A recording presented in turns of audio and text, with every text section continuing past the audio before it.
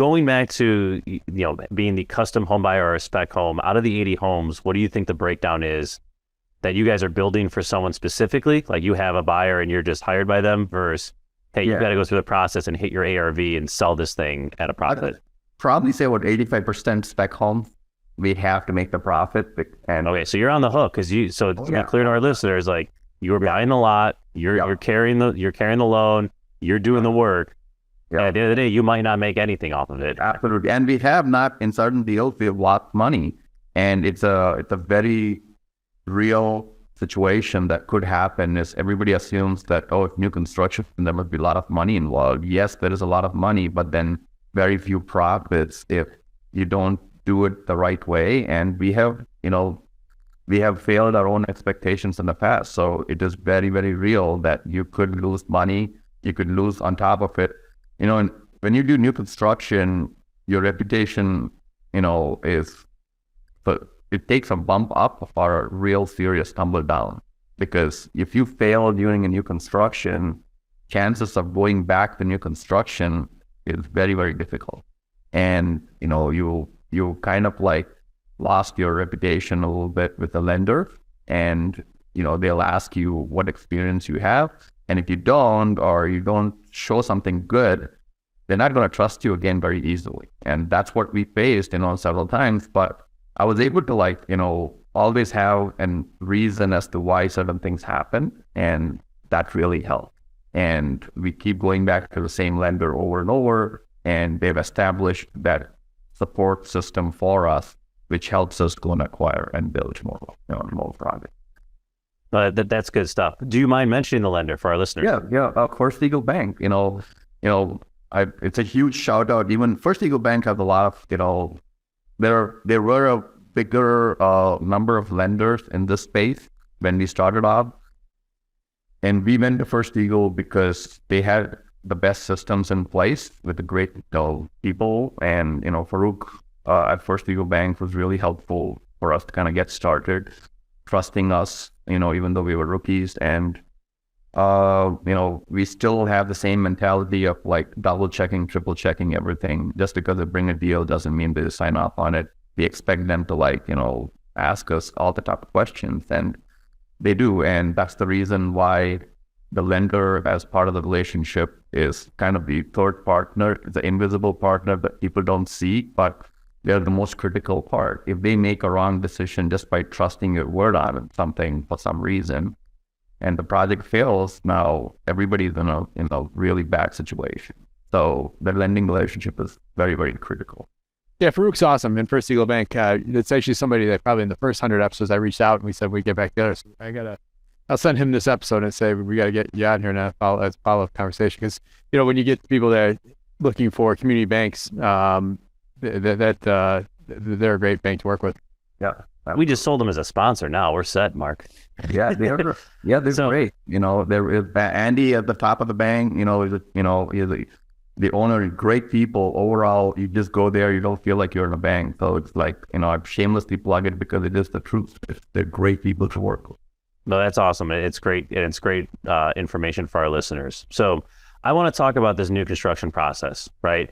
Because Chris and I, we have found a nice niche in doing what I would call 200 to 500K type rehabs, pure guts, going in, dealing with the unexpected, and we feel we're very competitive there. The new construction game, though, the profits, we have not been able to crack that nut, whether because we don't have the process, it's not something we do every day, or we're just too conservative on our underwriting, whatever it may be. Anytime we go to buy a lot, we lose, right? Someone else does it and they go and make money. So can you talk to us a little about just the processes and the differences of doing what you guys are doing compared to someone like myself, right? Because it's definitely a different game. It's probably more geared towards Fernando. Yeah. Go ahead. How do you? Yeah. So the difference between the two, or just the difference between rehab versus new construction? Just the processes, because a lot of our listeners have probably done some sort of rehab, right? A lot of them haven't touched new construction. So what are some of the things that they may not be thinking about, or just talk to us about someone who's never played in this field here? So the thing about the rehab is there's too many unknowns. With new construction, you're starting, as long as you have the lot is all right and everything's lined up, you're starting fresh. So from the foundation up, everything is brand new, sewer, water, the whole shebang. You're just ripping out even the old foundation. There's nothing to stick. On the rehab, the times when I started rehab and the times I would lose money was when there was an unknown. It needed a completely new water service, complete new sewer, foundation was cracked, like just all these things that when you walk through the initial rehab before you buy it, you can't see what's behind the wall. Those surprises you don't have in the construction. And that's why that was, as I started a rehab and then I jumped to new construction, that was something that was such a different thing for me, because the last rehab that I did was actually a custom home client rehab. And I had to go back and explain to him after we did done, well, hey, this is going to be another $15,000. And he immediately got upset. It's not a good conversation to have. And we found ourselves kind of like having those conversations more often for no fault of ours, right? And like right at the beginning, he's already lost trust. And, to go back to your question again, the processes for new construction is you cannot expect to get rich out of one new construction project. It's not going to happen. Unless you buy, the lot comes to you like at some insane, ridiculous price that was literally handed over to you, because everyone in great areas in the city of Chicago are competing for the best lots possible as a result of the relationship with their other brokers, which is what we do, which is, even though we represent ourselves, most of the time, we have great relationship with a lot of, real estate brokers who tend to come to us because they can trust us that we will basically take care of them in every which way possible. So when they bring the lot to us, we'll do our due diligence. And I'm not looking at it from, is this going to be a good fit for me, versus I'm going to look at it from what does that lot offer as an opportunity and where the numbers are. And one of the things that works for us, which we found out, just by doing this, is we have done several things and come back to 3 models. We do 3 single-family models of different areas: 3,000 square feet, 3,400 square feet, and 4,200 square feet. We are able to use the same home in different locations based on the numbers and make them all work, which is amazing for us, because for us to do our due diligence will be in a matter of hours as opposed to days. So we're able to tell immediately whether this is going to be a moneymaker or not. So you look at the lot, you say, hey, based on it's 30 by 125, whatever it is on zoning, I can build 3,500 square feet. Yeah. Do you guys know, you sit there and go, our price per square foot is X? And if so, do you mind sharing that with listeners so they can have an idea of what they should be expecting? We're almost around close to the $200 per square foot mark, just because, and some people be like, oh my God, that's a lot of money, because new construction is one of those things where you cannot cut corners. You have to deliver quality, especially when you are over the 1.2, 1.3, and even $1.6 million product. They have to scream luxury, quality, and everything. So they all cost money. And I can bet someone can do the same project for much less, but try to earn more money. But what we are going for is a good balance between profitability, but also quality, and most importantly, reputation, because we intend to do several hundred of these homes in the city of Chicago for a long time. And we want to make sure that we do things right. And I feel like most people who come into our homes have lived in our homes. They love it because they're very relatable. They're not in some kind of, in the 90s style or 80s style. Come to our home 5 years later, they still look nice. So that's the feedback that we have. And functional. Yeah, they're mostly functional. Yeah, that's the leading foundation for everything is a great floor plan. Amazing floor plan. People walk through it, they're like, oh wow, this flows really, really well. And a lot of people say the open floor plan and all that. Well, it doesn't have to be all open and just kitchens and cabinets. How you hide places, and open up, new places, and the user experience walking through the house, I would say for our homes are pretty unique. Not because we're different for the sake of being different. It just naturally, when we plan these homes for the first time, we do 30 or 40 versions of the same home, same floor plan. So we've perfected a few little things from user feedback, our own, walking through the process ourselves, and we feel like we're still developing our floor plan. And that's one reason why we like what we do is, it's not like this is it and it's done. There is more to be explored here in small spaces. First off, I like the comment that you're basically decade neutral, decade or generational neutral. We'll see. We'll have to revisit this episode 20 years from now. Make sure you don't look like a house from the 2020s. Or maybe it'll just be a post-COVID era home versus a pre-COVID era home. But that's I just want to point out something. Like, you took your expertise in one area of real estate, which is a profession basically adjoined to real estate as an architect. And you took that expertise and you brought it into another opportunity. And I say that because our listeners, everyone has some sort of level of expertise or something they're good at. And if they're able to take what they're able good at and build on it, that's where true opportunity comes from. And that's exactly what you did. And you even took the opportunity, and now you're still smart enough to be playing with that. Like, all right, this floor plan worked here. Maybe if we just move the closet a little this way, we could do it. And that goes back to just your experience. So just listeners, I just want to make sure everyone, your expertise is something you could always springboard into your next opportunity, like Prashant done here with his architect background.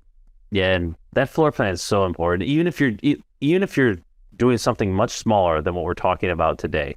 Yeah. Like we see it all the time where it's like, oh, there's a 4-bed and 4-bed comp and I have a 4-bed. And it's like, well, yeah, your 4-bed is 2 beds up with no bath, and 1 in the basement and 1 off the kitchen, so you have this tiny ass kitchen. Like, right. That's different than a 3-2 up open floor plan and 1 in the basement. Like, the usability, I think, or the customer experience was the term you used. Like, it's so important whether you're comparing your property to another for rents, your property to another for selling. You can't just, it's not this like algorithm of I have the same amount of baths, I have the same amount of beds. Like, that flow is so important. And we've been spoiled the last 2 years that anything would sell. Up until recently. I mean, when we go down one more rabbit hole there, when you're testing your rents, all these automated desktop, whether it's Zillow, that's what they're doing. They're based on a square footage of other things rented for. And everything you just explained, Tom, is the reason why when you're trying to make sure you understand your rent or your ARV for selling, like, you have to make sure that you are comparing apples to apples. So when you guys are putting this together, I want to stay on this process for a little longer, then I want to talk about where you're located. But when you're putting this together and you're like, hey, I need to be around 200, bucks a square foot or whatever the number is, what customizations are you allowing yourself to put in there, right? Like, are you guys doing full maple cabinets from, somewhere like Amish? Are you guys doing, what are some of those things you're adding? Because, right, you need to hit a price point, but you also got to stay within budget. Like, where's that line being crossed? So we focus a lot on the hidden details, I would say. Some of the times people don't see, where the money is, but we do. Like, just to give you an example, you could, on a 3,300 square foot home, potentially get away with a single furnace, if you size it enough and all of that. Mm-hmm. We chose not to do that.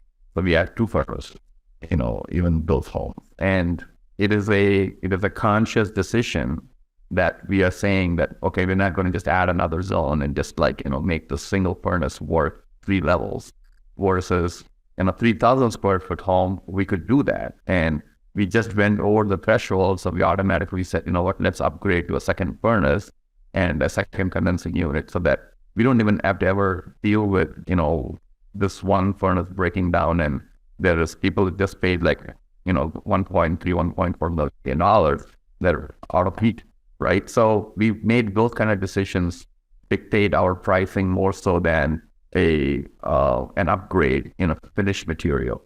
Our homes look identical home after home because we've kind of standardized the finishes in a way that we don't need to talk about upgrades.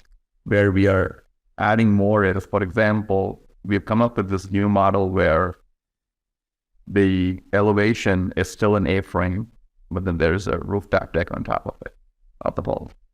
We found out that from user experience, most people want to have a rooftop over their decks, but don't want to go there. They just are too lazy to get out of the house, go up the stairs, enjoy the rooftop deck, and come back out. So we feel it's a waste of money. I mean, and those things are not cheap. They're very, very expensive.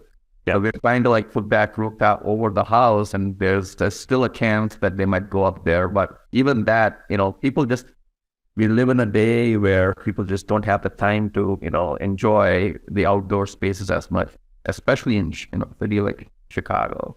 So we're very conscious about where to put the money and kind of upgrade that. We would not do treated decking. We would basically do tricks, And Yeah, go ahead. So to that point, we find that we're always evolving. So where do we get these ideas? From our buyers. Every time we build a home and we sell it, whether it be a spec home that we built for somebody that wanted some changes or a completely custom home. And just because something looks good in a magazine doesn't mean it's functional. I'm going back to function again. So when we start selling these homes, we realize they don't use the rooftop deck. So we all that, the $50,000 that we're spending there, we can just save that and put it on the roof. Our kitchen layout, that's like evolved through the years of just some of our clients telling us how to do it better. And we just do it on the next one. So every time we learn from experience from a custom home client, because they're the best people to learn from. The couple that's always cooking, the couple of children, what do they need? This isn't something that's going to be in a magazine where it looks great, but it's not functional. Even from our kitchen layout to our closets, even. Everything is designed from our past experience with every single one of our clients. When we actually started doing this, we just do wire shelving or nothing at all in the closets and let the clients decide later. But what we found out is when they walk into our homes at this point now for where we are now, we want to make sure that every single one of their needs has already been met. They walk in there and they see that the closets are all built out. We want to make sure that bringing your furniture, bringing your clothes, that's at the house has everything you need. And it's all the experience from all our previous buyers. But just to piggyback on that, we let the users decide on the upgrade. And we internally our upgrade to systems related upgrades as opposed to finish related upgrades only. But our basic standard is still above every quality home that you have been into, so that we leave it at the baseline and then let the users come and tell us if they want something different or something better or something more, and then we would accommodate them basically. And we prepare for that even in the rough framing. So all of our homes we can put a steamer in the shower. The plumbing is already behind the wall. They just would pay for the upgrade of the actual unit. You guys are making it sound really easy. You guys have done a lot, and we all know that there's been the properties you broke even on or almost lost, or the decision you thought that was the right customer decision went belly flop. Talk to us about some of the real moments that you had that you had those tough days or those grinding days where it's like, shit, why did we do that type stuff? I will talk about maybe a spec home, and Fernando can talk about a custom home, where we had some difficult situations. But with the spec home, we've had situations where the home did not sell, and it was in the market for 4 months, 5 months, and then we're going to the 6th month, and I picked that lot myself because I thought it was going to be a super hit, and we were going to make a lot of money on it. It was this, I'll tell you that, it's 27, 31, and 33 North Maplewood. I obsess over double lots and triple lots. If I can get my hands on them, I will go pay more money and just get them. So this was a double lot on In Prashant, just for our listeners, that's so you can build the bigger home and have the yard space? Is that, what's the rationale? To build 2 homes. So, got it. So split them 20, a 50 and make it a 25, 25. Right. 20 by 25. So, I felt like I made a good decision, and Fernando usually this is, he trusts my opinion on this, and I feel like I come at it from a very analytical way. And we built these homes, gorgeous homes, and everybody said great things about it, but we were not getting an offer. And you're on the wrong side of the expressway, man. Yeah, you're exactly. Yeah, you said Maplewood. I know exactly. It's right next to the Maplewood, the bar or the brewery. It's like in that dead end corner street. It's one of those. Put that thing on Richmond or Mozart itself. So I was like, this is gonna sell. It's gonna sell, and we had new constructions right next to it, and I was like, all the time, never figure, we were not gonna make what we probably made 10%, return on that. And, I considered that a failure, but I felt like, you could have the right intention, you could have the right design, you could have all the right things to the construction, you could still have the unknown and lose money or come close, very close to it. So that's my scary story for one of our developments. And, for custom homes, we've had cost overruns and expectation overruns. Yeah, custom home clients, everything goes smooth with demo, foundation, framing, everything is going great. And Joe, we try to over communicate with the custom home client, but where we always have the nightmares is at the end of the finishes. And unfortunately, that is what they will remember.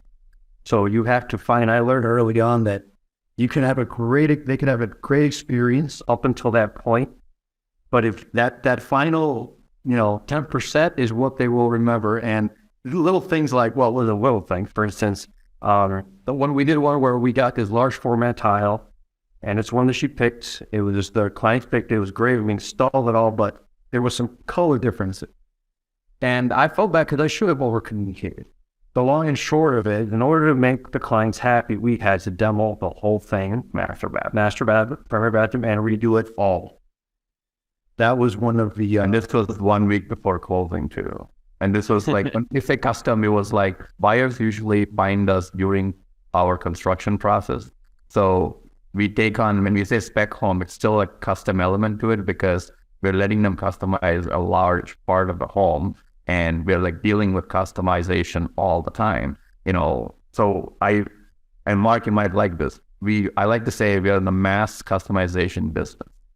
That's what it is, So building homes, like what we are doing is, if you strip them all on, they all look alike, but then how the buyers come in and make it their own is what we specialize in. And we are like, we like to make them happy. And when what Fernando mentioned, at that situation, there was no for an answer. It was like, how do we get this done? So we ripped open the tile. I'll tell you one thing. The sound of breaking large format tile in a finished home is not for thing.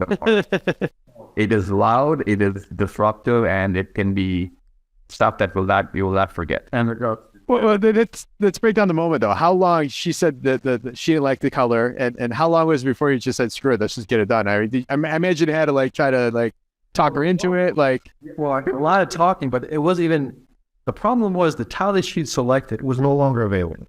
Oh, no. The easiest, because these were large format tile, 48 by 48. So we could easily replace, she didn't like 5 of them. Okay, let's just replace them. Our luck, they were completely out. So our rep at the tile shop was kind enough to call other stuff that had bought this tile. And me and one of my guys jump in the truck and we go to these job sites and they're actually giving them to me for free. We get there and we still don't have enough. And we're just so out of time. We're trying to fly some in from other parts of the country.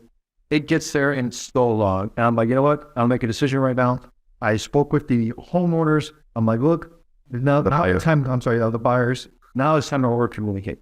I'm being very honest. At this point, I want to save the deal. Go back to the tile shop, pick whatever tile you like. We're going to start family. And sure enough. And I had no charge to you. It's not on you. You didn't like it. I want to make you happy. And obviously we had to eat that cost. And the problem was we had to hurry up and do this before the appraiser was going to come in. There's no way the appraiser is going to take, a bathroom with broken tile. Yeah. So you hunted down other contractors in Chicago that had overages just to try to find this tile. That's awesome. I love it. That's right. And all I needed was 5. And I only got 3. Well, 3 is not 5. So yeah. So talk to us about, how do you hedge yourself in case that buyer ends up walking at some point? So I've been in similar situations where, we go under contract before we're done. They ask for customizations, hey, we want, we're going to do $20K worth of closets, right? We want these specific build outs. We want this. That's great. We do that. But now we lost a lot of leverage, right? Because we've done this additional work that they're willing to pay for. But if they walk, I got to go back to market with their customizations. We have some rock solid, I plug in my attorney, Michael Gunderson. We have developer contracts. We have processes in place to make sure that we are never too far ahead of even with our home buyers. So that is, when we say we over communicate, we really mean it, because it's me. I don't have to call someone, reach someone else. I'm interfacing with the lender, their attorneys, the buyer's attorneys, and putting everybody on the same page, saying this is about a big milestone. We need a big, earnest money payment. So we are creating an earnest money schedule that will. And is that hard? Is that non-refundable, even if they walk in the deal? Like we have, we make it absolutely clear, and we make it even more clear. And 90% of the time, the buyers are very happy. There's you can see them. Well, anybody who was trying to buy a home, you can see the excitement on their face when they walk in. When we feel like someone's going to skip on that contract, we can tell. That's why constantly wanting face-to-face meetings on site with them and see what their excitement level is. For some reason, most of the time when they walk into a new construction job site, they are you have to hold them. They are flying around the house and one room to another and oohs and ahs and all that. But if that's not there, you want to really get to the bottom of why are they not excited, and is it something we did? They're not happy about something. And we can tell right away. They're not hiding any emotion. And to that point, that going back to a large format tile, she was jumping up and down, literally. At one point, she was jumping up and down, literally. She was so happy. Put to the whole house, love it, everything. We get to the prior bathroom, and her face just changed. It was just night and day. I'm like, okay, what's wrong? And it's oh, I don't know. The minute you get the, I don't know, let me talk over my house. Okay, tell me what you don't like. And if they don't like it at that point, they never are. You can you can probably get away with it in the basement bathroom, because like I told them, I want you to be honest. This is something, the primary bathroom is something they're going to see every single day. Because you go, bed, you have where you go. Basement bathroom, and I even told client, don't worry too much about the basement bathroom. But think about what you're going to see, what you care about the most. And that, there's no way she was going to let that one slide. Or even us. Because my nightmare would be, fine, I push her to do it, she moves in there. And then they hate it. And she hates it even more now that they're living there. Well, with furniture and everything, and I'm looking at this would be an even bigger nightmare. And we've actually had in the past scenario like that, where we had to go back, do some changes with them living there. And I'll never do that again. I love it when you hear companies that are customer focused, customer first type mindset. You guys have that. You guys actually are backing it with some psychology to make sure they're not leaving the deal too, which I like that, how deep you guys are really trying to cover your back end and your risk. But how do you track all this? Talk to me about kind of your tech stack, or how do you? Someone's got all these. If you're doing, imagine out of these homes, you're running 8 to 10 at a time. How are you tracking all this? What kind of software are you using? Yeah, so actually, you'd be very surprised. So we have a template of all the decision making process. One template for cabinets, one template for. So we basically go through the pictures, and we have the home buyer sign off on it, and then we send it to DocuSign. They sign off on it. Every decision has been signed off on, and we are still perfecting that. So with new construction, the easy thing is there are a finite number of decisions to be made for them to kind of be part of. And as long as you can make a template of all these decisions and send it to them, they're going to get through, the home buyer is going to get through at least 8 of 10. And then the remaining 2 is the one you focus on. We give them more information, all of that. So our tech is pretty simple. I don't want to tell you that I have a secret software. It is pick up the phone and talk and text. We are texting hundreds and hundreds of text messages with every client all the time, but we've gotten better at communicating all of that up front and then creating a series of templates for them to review and, make decisions. So it's pretty simple is what, we like. I love a Google product. Yeah. So that's a great answer. We have to be able to get all the information that just on our phone. And I found Google Keep has been a lifesaver. Yep.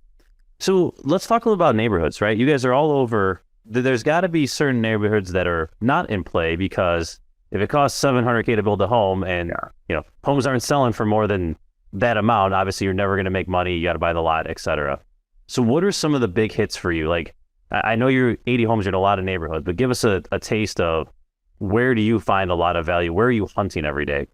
So obviously the real easy ones are Roscoe Village, North Center, and everybody you have talked to, all the new construction or builders, they all are hunting there because they want the next off-market lot that they can, they'll go. And these homes typically go. So we are in it. What's a 25 by 125 lot going for in Roscoe Village? If you can get your hands on it, probably between 520 and 550. Okay. Or 25 by 125 lot. But what we found is the real value right now is Irving Park. Yeah, let's hear it. Might be, man. Let's talk. Yeah, west of California, and then to the expressway, and then from Addison to the south and Irving to the north. That small pocket of streets like Albany, Richmond, Mozart. I feel like the reason people are gravitated towards Roscoe and North Center and all these places because they're kid friendly with a lot of amenities close by. Irving Park provides the same without the big price tag. You can still get we're going heavy bets on Irving Park for this year and next year. So we got 5 projects there, more than anywhere else. And we're always like to go back to Roscoe and North Center. We like Lincoln Square a lot. That park anchors, large parks, are the anchors for all these developments. So with Irving Park, we like the fact that it is equidistant to Corner Park, Independence Park, Expressway, Western Avenue, and, all the blue lines, everything else. So that's where we are placing a lot of bets on with Irving Park. Are you doing 100% owner occupied builds? Or are you doing any sort of anything for the investor side? Yeah, so you can ask us, the question to ask us is where do we get our money from? So we raise our money from investors, and some of the investors